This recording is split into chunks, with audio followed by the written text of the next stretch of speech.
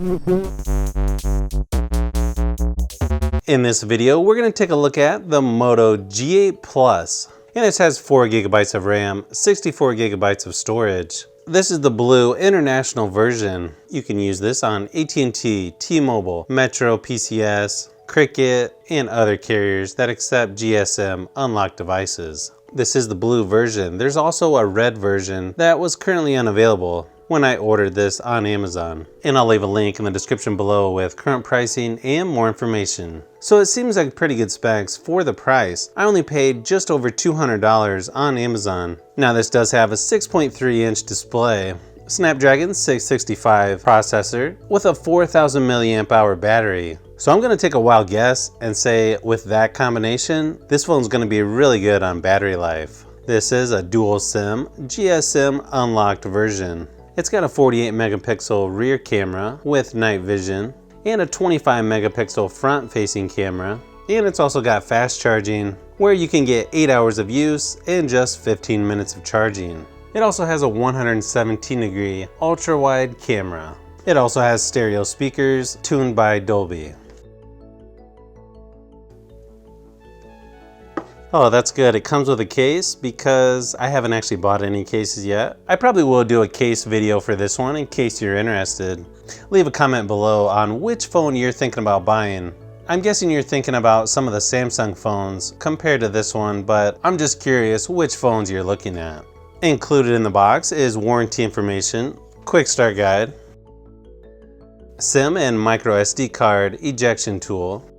Finally, companies are starting to switch to USB-C charging, turbo-powered charging brick, and of course the device itself. The clear case that is included is really thin but definitely gives you extra grip. Okay, so yeah, this definitely feels really good.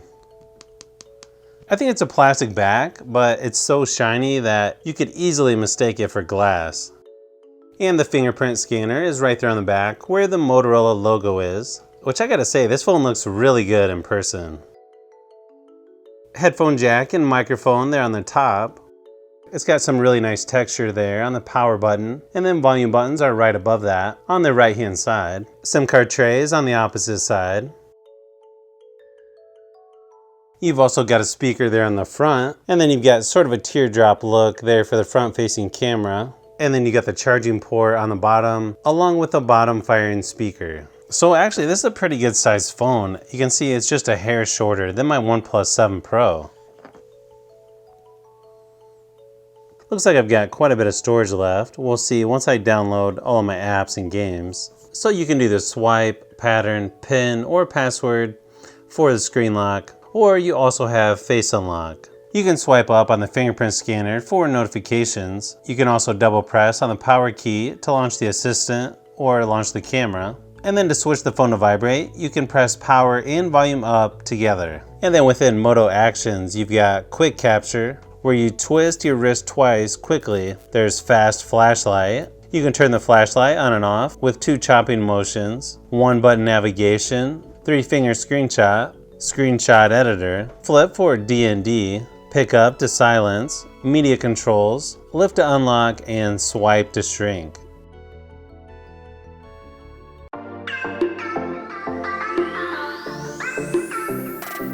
I also tested out this phone on a couple games that usually give me a good idea of how this phone will perform. With Asphalt 9, it played nice and smooth, which is a good sign because I've seen some phones and tablets struggle with this game where the game is real choppy and you can barely play it.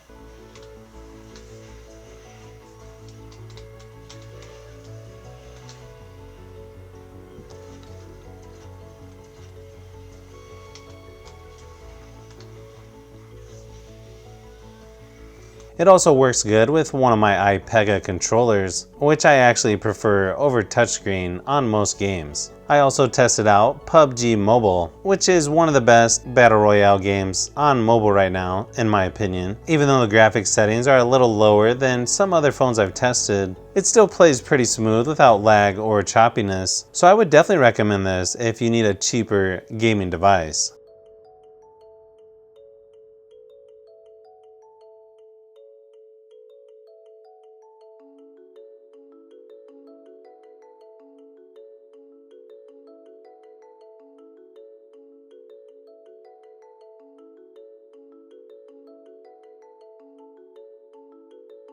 Here's a quick look at the speakers so you can hear what they sound like. The first case up is by Fenty, and this is a folio type case, currently $15.99 on Amazon. This one's actually pretty unique. There's several different versions, but you can see this one is made to look like a pad of paper. It's got a nice little pocket on the front. Okay, so the speakers on this actually sound really good. I really like the fact that they put a speaker here where the earpiece is, plus at the bottom, so it makes it that much better. It definitely makes it a lot louder, and it sounds really good in person. And when watching YouTube, it will go up to 1080p at 60 frames per second. Now unfortunately for the system update, it appears to be in Spanish. And okay, so I know a little bit of Spanish, like hola, baño, but I have no idea what this is saying. So I guess that is one downside to the international version. Within the camera mode, you've got portrait, cutout, spot color, night vision, cinematograph, panorama, and live filter. And then in video modes, you've got slow motion, time lapse, and AR stickers. For photo size, so you do have 4:3, 16:9, or 19:9 aspect ratio. And then you've got two different resolutions to choose from. Now the nice thing about this is you can do 4K and Ultra HD. You can also do 4K at 19:9 aspect ratio. You can do 1080p at 60 frames per second. So you've got a few different options to choose from in video. It's got a selfie photo mirror, quick capture, tap anywhere to capture. It's actually a pretty fast shutter speed. Pretty good detail as well. Here's a few photo samples so you can see what the camera looks like.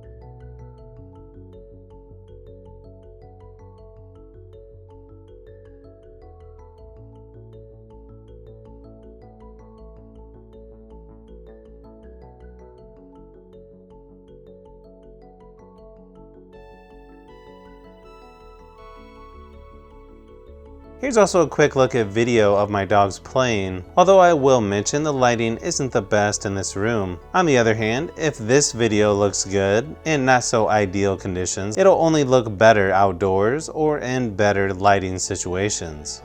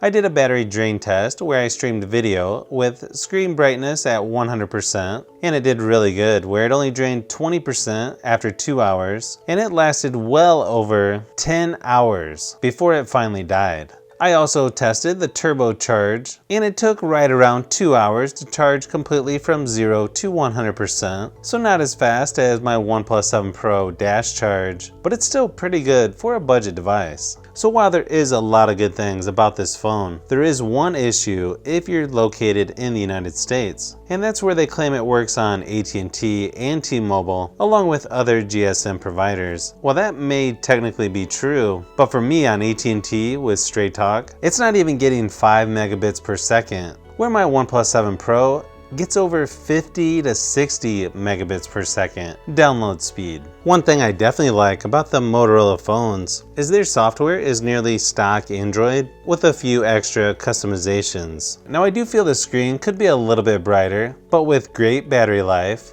a good looking screen with decent performance, it's definitely worth looking at in my opinion for this price point. It's also nice to have a headphone jack, so if you're in the market for a good budget device, this one is a great overall choice for the price. Well, unless you're in the United States, where it's only 3G at best on AT&T. So if you've made it this far into the video, you may want to say thanks by subscribing, and don't forget to give a thumbs up if this video was helpful. This is Brian from Fishbee Productions. Thanks for watching, and I'll see you on the next one.